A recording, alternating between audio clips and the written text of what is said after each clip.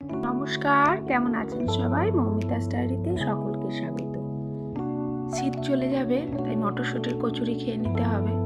গরমকালে দেখবেন শীতের মতো মটরশুঁটির কচুরিতে একদম স্বাদ হয় না। তাই গরম গরম মটরশুঁটি কাল রাতে কচুরি বানিয়ে ফেলেছিলাম। আলুর দম আর সাথে মটরশুঁটির কচুরি।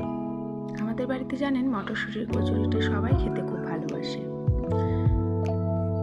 এর আগেও 2-3 দিন করেছি, ওই জন্য দেখলাম যে শীত উঠে যাচ্ছে, আর একদিন করে ফেলি। মেয়েও এসছে, তাই রাত্রিবেলায় গরম গরম মটরশুঁটির কচুরি, আলুর দম আর সাথে যা দিয়ে গেল চিড়ের পোলাও। চিড়ের পোলাওটাও খুব সুন্দর বানিয়েছিল।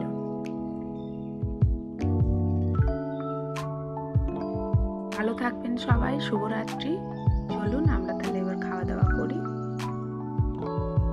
টাটা সবাইকে।